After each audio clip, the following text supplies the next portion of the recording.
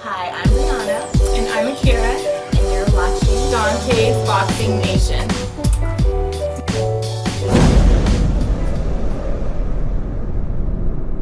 The following program may contain language of an adult nature. Listener discretion is advised.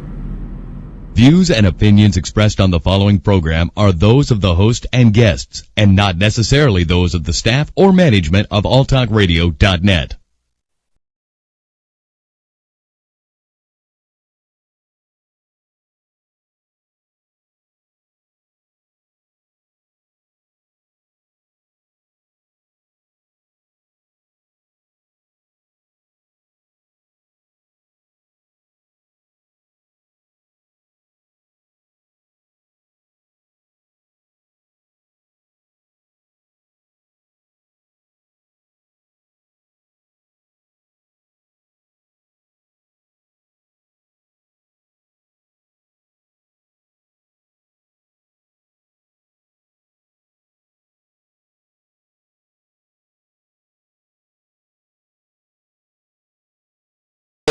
So hopefully we can get it uploaded because we went real deep.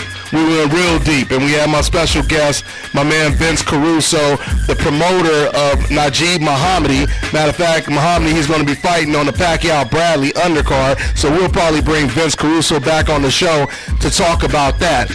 Now let me go ahead and introduce my panel as always. I got my man Eric Morales. Check out his YouTube channel. Subscribe to his YouTube channel. He puts in a lot of work on this channel, guys. A lot of professional work. So check his channel out. That's Counterpunch.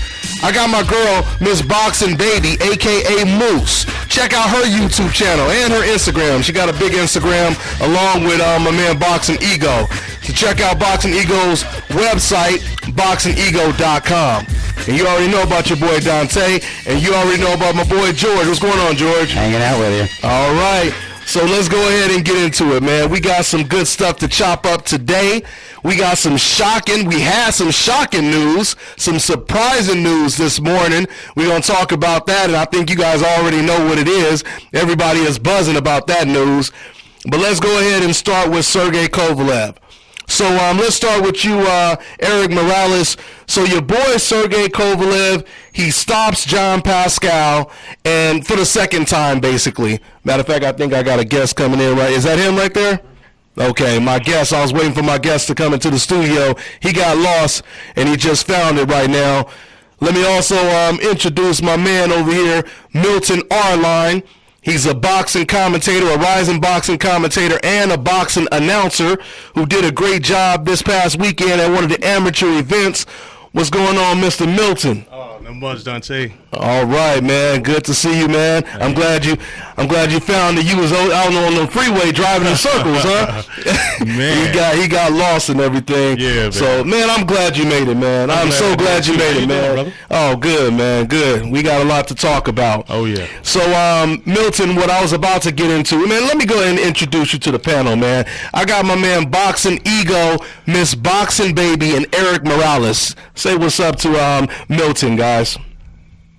Hey, what's going on? Hey, what's going on? Hey, John Milton. Hey, doing great. How are you today? All right, yep. Good, thanks. Yeah, you guys going to be hearing a lot about my man Milton. Me and him, we working on a lot of stuff. Like I said, he does some real good, boxing commentary and boxing announcing for the amateur fights. So we're going to, do a lot of stuff together in the future. So anyway, let's go ahead and talk about Sergey Kovalev. Like I said, he stops Jean Pascal for the second time. I want to start with you, Boxing Ego. I want to ask you, what do you think about Kovalev? Did this tell you anything different about Sergey Kovalev stopping Jean Pascal second time? No, I don't think it was a fight that absolutely needed to happen. I was considering it kind of like a stay busy fight. Reason being, the first fight was a clear-cut winner. It wasn't a Canelo lure where we didn't know. It was somewhat competitive, but we clearly knew who won, and Kovalev won by stoppage. Plus, after that, I thought he lost to Uniscus Gonzalez.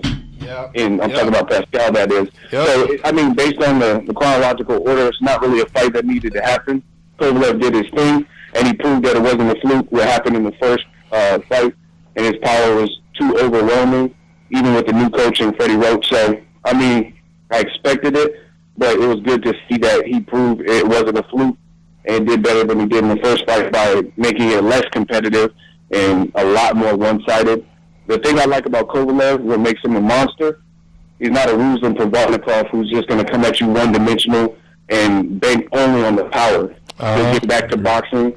He'll use his jab. He'll use his frame and use that. So I'm just looking forward to Kovalev versus Ward if Ward can get past Barrera. Yeah, I mean, that's a hell of a fight. That's a hell of a fight. Very competitive fight. Yeah, to me, that's a meaningful fight. Pascal was just kind of like, let's just see what he does, see if Pascal can pull right off the hat.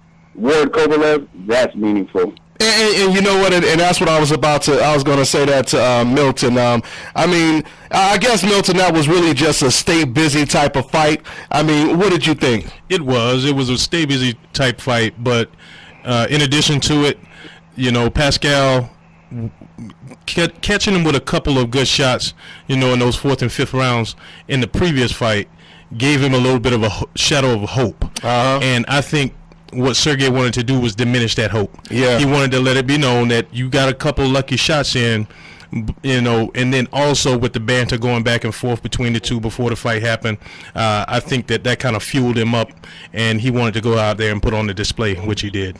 Yeah, he definitely put on a display. I thought it was an impressive performance, but just like Boxing Ego said, I mean, he definitely lost to Yuniesky Gonzalez. I mean, I can't, find anyone who really said that he beat Yuniesky, and I like Pascal and Yuniesky, but he clearly lost that fight. Clearly.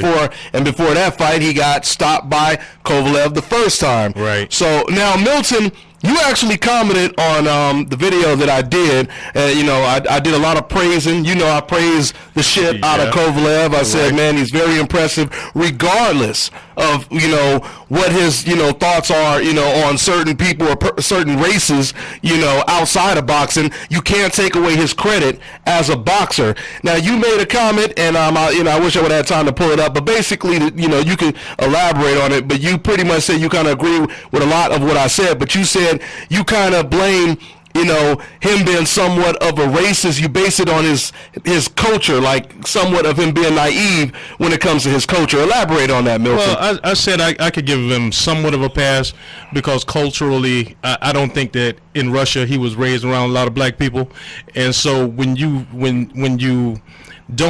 have that disconnect and you don't have a good relationship with black folks. I know he has a black trainer, and he's been exposed to some other black people, but I don't think he quite got the gravity of exactly what he was doing when the kid had the T-shirt on, and he was making fun of Adonis Stevenson. I don't think he understood the gravity of his actions, and I can give him somewhat of a pass, saying that there was a little bit of cultural ignorance, and he probably needed to be educated. I won't go all in on him. Well, yeah, I gotta disagree with you on that, Milton. Matter of fact, I'm gonna bring my man George in on this one right here. George, I want to ask you, you're responding to what he just said. With cultures or races or nationalities of people that you're not used to being around, does that automatically make you naive, do you think, to basically be more easily to offend them or something like that? I don't think so. I think it would simply be something that if you were worried about offending, you will offend. I think if it's something that you're actually thinking about doing, and you're so worried about it, if you don't have it in your blood, you're not going to offend somebody because you're not out to do that in the first place. That's what I believe. I think that there are accidental racists. I think that there are people who they say something or they do something. You mean the people that do the disability too? That they overcompensate for something because they think that they can't do something, or it being a race. Now they're going to say, well, in my mind I see they're a different race, so automatically I'm nervous and going to become that accidental racist. Well, sometimes you have people, that could be the case. But I'm saying that some people do some things that are racially insensitive to other people, and they're totally unaware of it. They're oblivious to what's going on around them. I'll give you a prime example. Last night in Sacramento, they were getting ready to honor the Chinese New Year. This year is the Year of the Monkey. They had laid out all these T-shirts with these monkeys on these T-shirts. And Booby Cousins, Center for Sacramento Kings, said, hey, this may be not the right thing to do on the first day of Black History Month. Someone could get offended, and they were totally oblivious to it. But accidentally they had gone out and laid T-shirts on every seat in the arena, and when he brought it to their attention, they pulled them all off.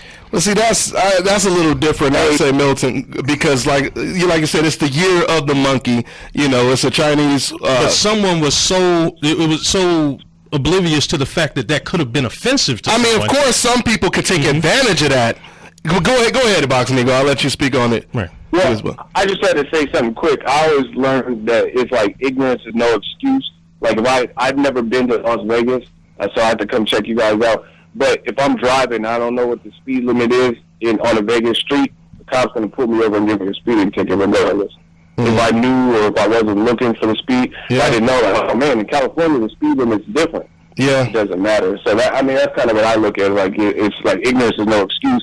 Whether you've seen the speed limit sign posted or not, I mean, you have to have the wherewithal, I guess. Yeah, I mean, like, no, you know what I'm saying? Especially at that level. You know what I mean? Like when you're a celebrity. You're a celebrity, you're on the microscope anyway. And not only that, but if you think about it, Boxing Ego and everyone else, Floyd Mayweather, he went to Russia, and they love Floyd Mayweather. Nobody was walking around with monkey shirts or calling him a monkey or anything like that. So we can't really say the culture doesn't know, because if they did, they would have been like, oh, I love you, Floyd. Oh, you monkey. I mean, that's what we're supposed to call you, right? Oh, because we didn't know. You know what I mean? Kovalev, you got kids that knew. You got kids that were working and training with Floyd. They knew not to call him that. Another thing too I want to say is when it comes to like a lot of the soccer fans. You know, matter of fact, the Irish soccer fans, and this is funny because you heard Conor McGregor. Yeah. You know, Conor McGregor saying, "Hey, we went through the same thing black people went through, et cetera, et cetera." But if you guys notice, recently, Irish boxing fans, they have been waving the Confederate flag. And it got so offensive that even the president had damn near, begged them to stop waving it. And that made them want to wave it even more. And what some people were saying to defend them is they were basically saying, well, they didn't know. They didn't know what the Confederate flag meant, and et cetera, et cetera. You first of all, you do know. But let's just say you didn't know. People just told you right now. So even if you play stupid, you didn't know before, now you know. So why are you still waving it? Why didn't the people that were waving the Confederate flag, who's supposed to have been oppressed just like blacks were, how come they didn't come to the media, the public, and say, you know what, we apologize. We did not know that's what that flag meant. You're in Ireland, and you're waving a flag in a country you're not even from, in an area that is notorious for slavery and what it represents. You know what I mean? So it doesn't really make any sense. The point I'm making is there's no excuse for ignorance. Another thing I want to say is if I didn't grow up around Indians, if I never seen an Indian in my life, I would know not to, the things that offends an Indian person. If I didn't grow up around any Jewish people and, and all down the line, I'm not going to be, I'm not going to be offensive or say something crazy when it comes to the Holocaust, right? That's only obvious that would be offensive, so. And the other thing, too, I was going to say real quick is, like, you have to understand that there are different cultural differences. Like, if you go to, like, South America, there's different things where, like, if you cross your legs, that's an offensive sign in some communities. It's the same in Saudi Arabia. In Saudi Arabia, showing the bottom of your feet. Yeah. I apologize. At the dinner table or different things. Kovalev he signed with Main Events in 2012, and he was in America before that. So you kind of, it's your allegiance to make it your responsibility, whether you're traveling or you're making somewhere else new your home. You have to understand, you go to Mexico, Nicaragua, wherever you go, there's different cultural differences, and you kind of have to make it your business to become aware of what is, like, acceptable. Like, I have a friend who's Chinese, and if you burp at the dinner table, that's acceptable. That's a compliment to the chef. You're just saying, like, oh, the food is good. You made me burp. So little things like that, you got to learn that if you're going to be in different areas or whatnot, especially if you're going to reside and live there. And I agree with you on that, Ego. And I agree with you on 2 points. There are cultural differences. I've traveled around the world being, prior military. And one of the things that we always got was a briefing on things that could be offensive once you got to a new country. And I agree with you also that Kovalev has been here long enough that he probably should have educated himself on what you do and don't do. Yeah. And that should have been given to him. However, I'll say this, and I'm not giving him a complete pass. Don't get me wrong. But I think he did apologize, for, retrospectively, and then also he had no choice. He has to. Of course, he had no choice. But has he had a pattern of these things to where you can say, this guy has just a total disregard for black folks? I haven't seen that from him. I think once he was, he saw the error of his ways. I think he apologized for it and tried to put it behind him. Of course, they tried to put it behind him. Of course, he's a world champion. They could destroy his image, and I haven't seen that from him since then. So I just chalked it up to some cultural ignorance. Need to be educated once he is, and hey, we can't do that. We can't have that again. Yeah, and I have to say, he did actually go on a radio show, and he did call black people, I don't remember if it was Negroes or the N-word, but he did call black people the N-word. Just like Jean Pascal said, he calls black fighters pieces of shit. Now, we all know that that's a term that people use all the time, but if you're only using it towards one race, then it may sound kind of direct, So, but, and I want to say before we move on, because we definitely going to move on, I want to say something that I said on last week's show that you guys didn't get to see. For you fans that say, you don't want to hear about racism and it bothers you, these conversations, if you guys were to put this same pressure on the actual racist people, maybe you will really contribute to erasing racism. Have you guys ever thought about that? Because I noticed some of you decavs, you get upset when a person is reporting the racism, but you never have a problem when people are actually being racist. It's just like the analogy. I do see that. It's just like the analogy I made last week. I basically said, you got people that basically they get more mad at the person who called the police on the person committing the crime than the person actually committing the crime. Right. So you guys really need to think about that. If you're sick of racism, why don't you put your foot down? And if it upsets you to hear somebody reporting it, it should upset you to see the actual racist people. Let's go ahead and move on, guys. Now, this is going to be a little bit of a shorter show today, but let's talk about the big news. And if that's what you want to call it. Yeah, I think it's huge news. You could call it big. You could call it shocking. Yeah, shocking. You could call it shocking. Yeah, it's a lot of ways you could put it. But Canelo Alvarez announces that he is fighting. No, let me say this again. The middleweight champion of the world, Canelo Alvarez, has announced his next opponent, and it's no other than Amir Khan. So, Milton, let's go ahead and talk about this, man. So, okay. Canelo Alvarez versus Amir Khan. Why, man? I have no idea. There's so many fights he could have took. Why this one? Let me tell you this. Two things. When I first heard it, I was like, is there another Amir Khan? It must be a different Amir Khan, because it can't be the same one, that I saw get demolished by Danny Swift. Anyway, and struggled against Algeria. Yeah, I know. And then looked lackluster. I went to I was at the Devin Alexander fight. And the only thing he did was jab in a circle. I could not believe it.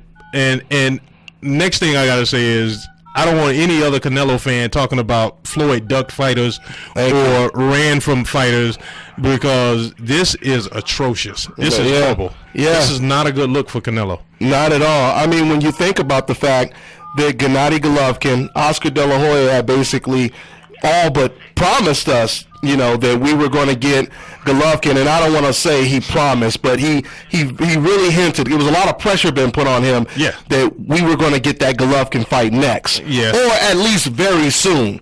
And if you look at Andre Ward and Kovalev's situation, they've already negotiated to fight against each other, and they're still fighting other opponents. Right. So it's like, I don't even know if we're going to get that fight. Do you think we're going to get it this year, man? I do not think we'll get that fight this year. I do not. And that would be a travesty. And it would be a travesty. And I'm sick of all of the.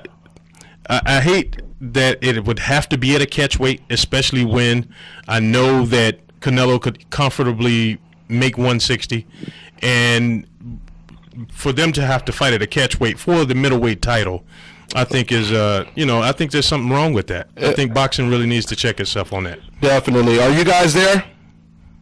Yes. Okay. Go ahead and continue. Start over if you can, Moose. Your thoughts on the go ahead. I don't have any, bad words for this fight. At the end of the day, whether we like it or not, boxing is a business. This man has a future huge payday in store with Triple G. So what do? You take a guaranteed win because he's going to beat Khan probably by knockout. You take a guaranteed He better knock him out. Fight. It's a knockout. I mean, to me, you take an easy win, and then you have the big payday with Triple G. So I don't have anything bad to say about this fight. I think it's a stupid move on Amir Khan's part, but not Canelo. Okay, Eric, if you had to bet the house on this, is Canelo going to fight against Golovkin this year? I wouldn't bet the house. Maybe the apartment. I could probably top off the rent, but no, I wouldn't bet the house on it. Bet the iron. Bet your iron in your bedroom that you don't use no more. Go ahead, Eric. I'm sorry? No, I said you could bet your iron with, the iron that you iron your clothes with.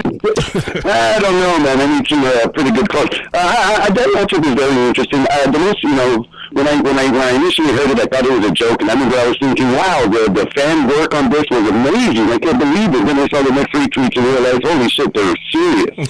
So it definitely caught me by surprise, to say the least. It's a good fight as far as, when I think of it, the first thing I thought is maxing deaths on Khan's part. This guy is amazing. This guy will fight anybody, dude. Canelo, are you serious? He has nothing to lose. He has nothing to lose. No, I mean, he's expected to get beat up, so, yeah. I agree. It seems like a gimme fight for Canelo. It seems, but as last year proved, a lot of these easy fights proved to be the toughest, so who knows? As far as the money, I'm thinking it's going to get a lot. I'm thinking anywhere between 800,000 and 1.2 million pay-per-view buys, so I think it'll be successful now. Is it going to be the greatest fight for the fans? Right now, I don't think so, but I think it's definitely entertaining as hell just thinking about it. Mm-hmm. Hey, Ego, what does this say about Oscar De La Hoya and Golden Boy's confidence when it comes to believing that Canelo is the best? You already know the answer to that. You should answer me that. I mean, bottom line, Oscar, I think you have him on tape. You're saying, yeah, it's about the best fight and the best. You can't say this is the best fight and the best, like Lou said. You can say, this is the thing. The whole thing that I noticed with Golden Boy and De La Hoya, they were going out of their way to, slander Mayweather Promotions or Heyman, PBCs, the cancer of boxing, and people were following suit. And they were saying, hey, we're not like those other guys across the street. We make the best fight and the best. And you can't argue and say this is the best fight and the best. You got guys like Julian Williams, Edislani Lara rematch, Demetrius Andrade at 54. So if you're going to fight at Canelo weight at 155 for middleweight titles, why not at least maybe fight a 54-pounder, which still shouldn't be fighting for a middleweight title, but it'd be better than a guy who has 3 fights at welterweight, has never fought over 150. Even a guy like Keith Thurman has fought at 152, and he fought Carlos Quintana, had a stoppage up there, and he's a knockout artist at 147. Earl Spence. Those are big welterweights. Kell Brook. So if they were to fight Canelo, it would make more sense, but I have to agree with this boxing, baby.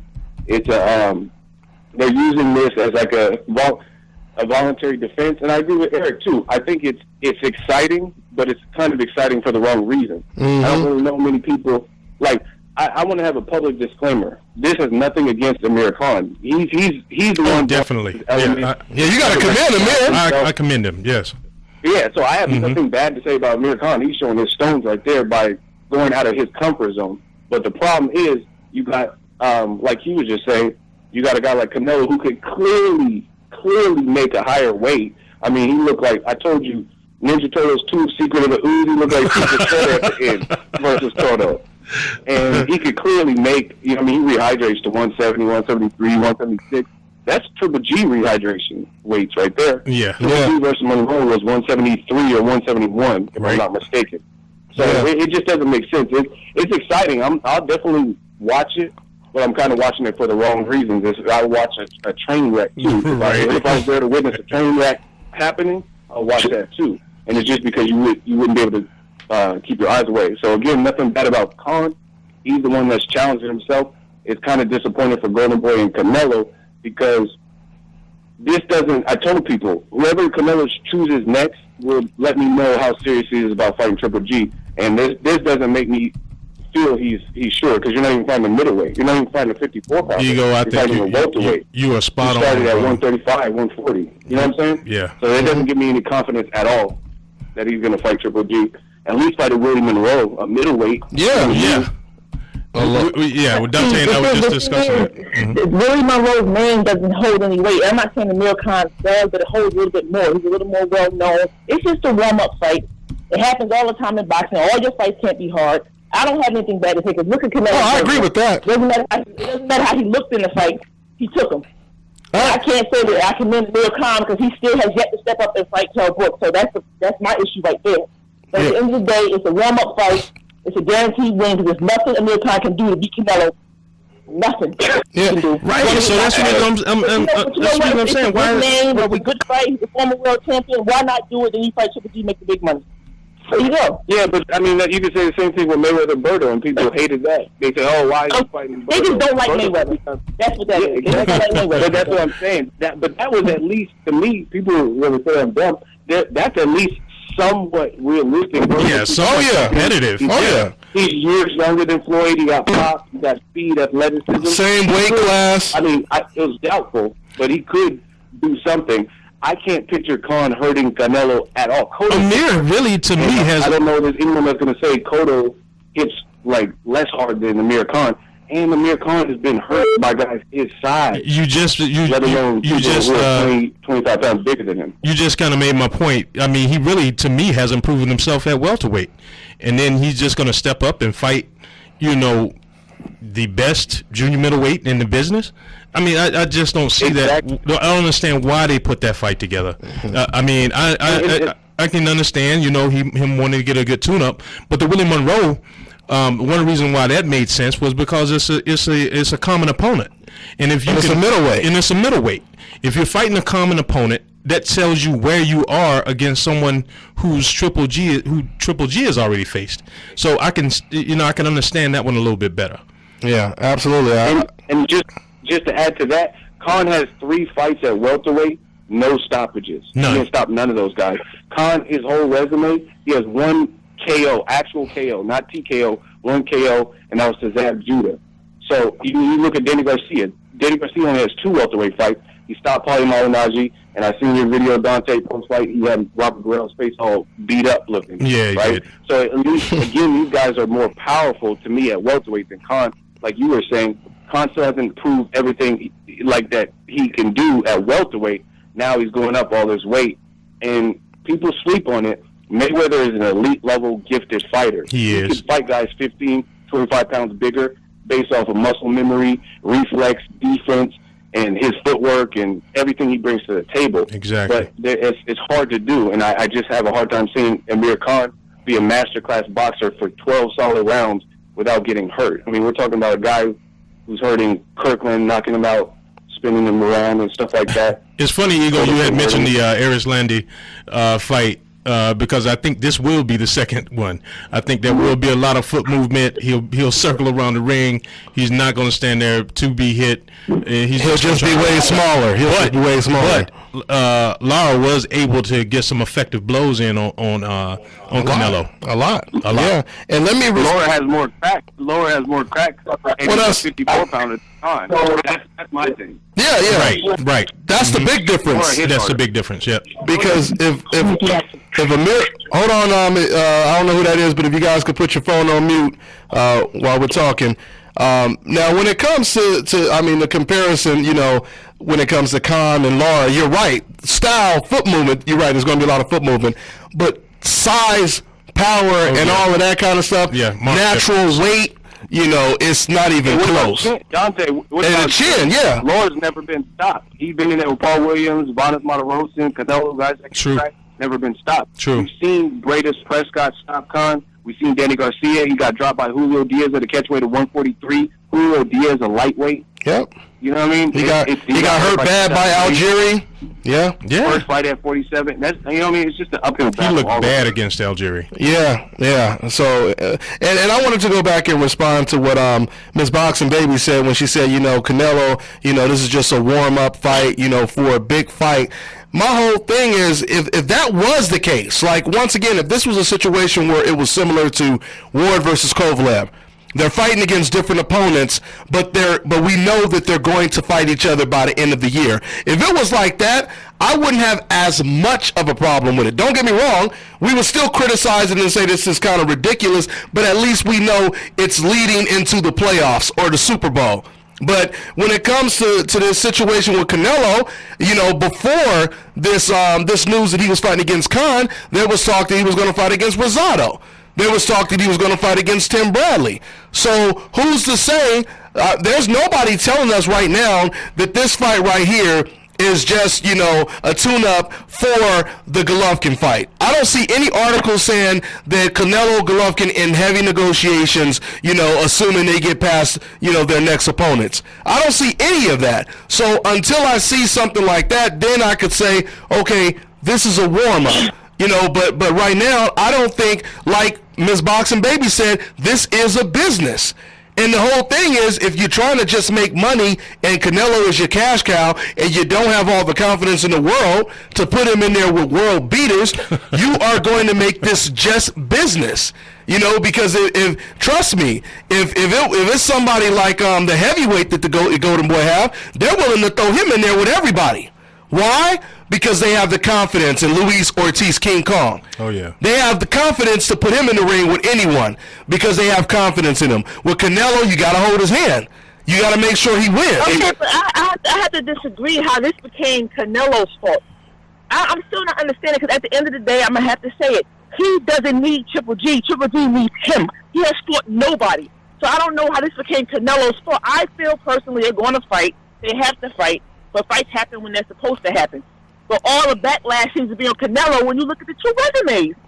Yeah, but I think it's because nobody's saying anything to him. I think it's because Canelo's making up his own weight class since the Mayweather fight. Every single fight's been at Canelo weight of 155, from Angulo to Lara to Kirkland to Cotto to now he's bringing up a welterweight. I think that's what people have to Okay, so what's better? Is that better or is it better to fight cab drivers? Both to me equally bad if you're going to talk about somebody. Well, at least find a middleweight cab driver. I know. At least find a middleweight cab driver. That's the reason why I say. I don't know. And this is the other thing that gets me. I understand boxing is a business, but when Mayweather says, "Oh, I'm the A side, boxing is a business, and I'm not going to sign to fight Canelo until I beat Guerrero, until I face him," and when he says stuff like that, it's a problem. And people are like, "Oh, he's a diva. They hate him." When Cotto did it, he said, "I'm not fighting Triple G. I don't have to have these belts. I don't care about all that. I've proven myself." They said he was a diva. So it's the same thing. When Canelo's doing it, then why is he not getting chastised for it? I agree. And the other thing is, I think people don't know shit about boxing because, to me, a tough fight that you could still market would be like a guy like Gabe Rosado. You know what I mean? Yeah, and that would have been a better fight. Yeah. That would have been a better fight. Gabe Rosado was on his way down. I don't know. I guess he figured this is an easy fight. You can't turn up volume a little bit now? Against Gabe Rosado or Willie Monroe. Honestly, for what?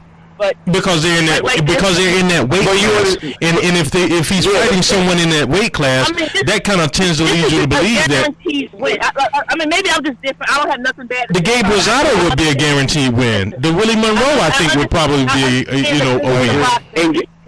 But at least Gabe Rosado is 6 feet tall, and in his weight class.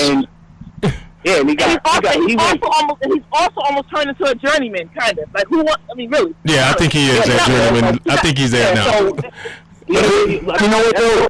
I think there's one thing we're missing here, guys. There's one thing we're missing. Out of all the names you just mentioned, and I can throw in a few more as well, would anybody be talking about this matchup if it wasn't mentioned Amir Khan and Canelo? Look at just the outrage, the excitement, everything. It's definitely the entertainment value of their show is there, and that's the reason. The shock value is there. The shock value is there. Right. Yeah. That's news is news, regardless if it's good news or bad news. Yeah. It's like Donald Trump. it's not exciting what he's saying, but it's so shocking. It's shocking. People talk about Right. it. You know what I'm saying? Like, I'm not in awe. I'm not impressed with what he's saying. Yeah, the De La Hoya camp. Yeah, the Mexicans are bringing in drug dealers. It's like a shock value. Like, wow, did he just say that? Definitely. And that's what I'm saying. The shock of it is just, it's too much. And as you mentioned earlier, I think there's going to be a fight that's going to be talked about all the way up into the event. Yeah, he can get away with what he gets away with. I don't think we should have any complaints about Canelo. I'm sorry, but I have to bring that up. Nobody ever talks about. But no one wants to fight the man. Is that Boxing Baby? I think it's Boxing Golovkin? Boxing Baby? Yeah. You call her Moose or Boxing Baby? Oh, Boxing Baby. But no, he wants to fight these people. He wants to fight these people, but no one will fight him. Who are you talking about, Golovkin? Golovkin. Yeah. Well, there's a couple people who do want to fight Golovkin. Edeslani Lara, James DeGale, but I don't believe that. It's full. Let me ask you this, Miss Boxing Baby. Let me ask you this: who do you think? Because you said Canelo doesn't need Golovkin, but if Canelo, let's say he wanted to replace Floyd Mayweather and be pound for pound the best fighter in the world and reign unbeaten for the next 5-10 years. Who would you say he should fight at least within a year? I don't know. I don't have anybody off the top of my head. I don't know. I don't think he's gonna ever replace him anyway. So there's no need me even getting that conversation because he's never gonna replace him. But I mean, just being number one. No, but I mean, just being number one. He don't have to be as good. Right. He won't replace him, but supplant him. Yeah. I don't know. So I mean, so Ms. Boxing Baby, you saying you would be okay if Canelo Alvarez he fights welterweights for the rest of his entire career, and he? I'm not saying that. I'm not saying that. Well, yes, I would be if Triple G can fight cabs out. I mean, we can do this. If he can fight cabs out, he can fight welterweights. Let's be honest. I mean, if you comparing, I know I'm not. All I'm saying is it's a warm-up fight for the big fight down the road. You don't want to get in there with somebody like a Gabe Rosado. Yes, he's a journeyman, but he still can make a fight tough. You don't need a fight like that. You just said that he can make the fight tough. Down the road. You just said it. You don't need a fight like that. All you need to do is stay busy and get the big payday. At the end of the day, whether we like it or not, that's boxing. That's the business of boxing. Every fight can't be hard. I mean, I can go back to champions back in the 1800s. All your fights cannot be hard. Oh, yeah, we're not talking about all fights. I'm not talking about We're not talking about all fights. I'm saying if he fights... You fight Amir Khan, you beat him, you knock him out because you're going to knock him out. You knock him out, you get a good win, and then you fight Triple G and get the big money. But Miss Boxing Baby, I'm just saying, I agree with you if this is a warm up for him to fight Golovkin. But what if he doesn't fight Golovkin this year? Does that mean this wasn't a warm up, right? If he doesn't fight Golovkin this year, then maybe it'll happen next year. But that means it's not a warm up though. But that would mean it's not a warm up though. Okay, so maybe we have another warm up. And then we know what this fight is. He just had a hard fight in total, whether we want to admit it or not. It doesn't matter if he was a blown up junior welterweight. He still was the champion, like y'all said. And he's a future Hall of Famer. So now you fight somebody like Amir Khan, who he's going to win, because there's nothing Amir Khan can do to beat him. And then you make the big payday with Triple G. Even if it's not the end of this year, you know it's going to happen. That's boxing. Listen. I do think. The rematch for her. We got 2 minutes left, guys. Go ahead. We got 2 minutes left. Go ahead. I don't want to push on off subject real quick, but I have a quick question before we go. We only got 2 minutes left. Can someone answer this for me?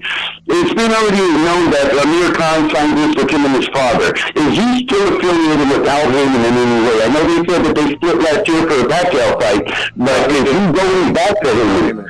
Yeah, he's still exclusive thing.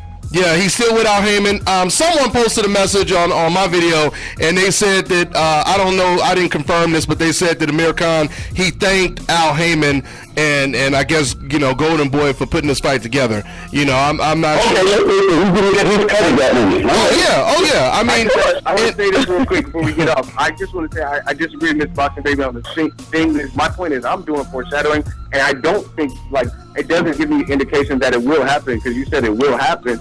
You fighting a welterweight, that doesn't prove anything. Yes, it's a tune-up or whatever, but you should be gearing, if you're in the police academy, they have you doing drills and things that will prepare you for when you become an actual cop.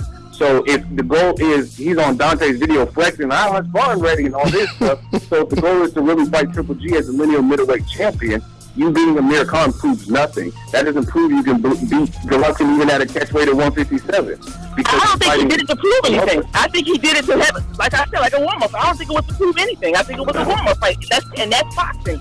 fighters have great champions have warm-up fights. That's the state of boxing. It is But see, I guess what I'm disagreeing with you is at least Golovkin, and trust me, I don't think Golovkin has a spectacular resume. He's at least fighting people in his own division. No catchweight. He's going to fight Dominic Wade, an undefeated middleweight. So it's actually but he was going to go down and fight Mayweather at 154, but then he couldn't go up to 164, and that's catchweight. Why he couldn't go to 164? But if you're comparing those two fights, that is a better fight. That's a better fight. That is a better fight. Golovkin versus Wade is a better fight than Canelo versus Khan. At least he's fighting against another middleweight. You even had Bernard Hopkins talking about dropping down in weight to try to fight Mayweather. So everybody wanted to fight Mayweather. He was the pound for pound. There's no doubt about it. There's some contradictions with Golovkin as well.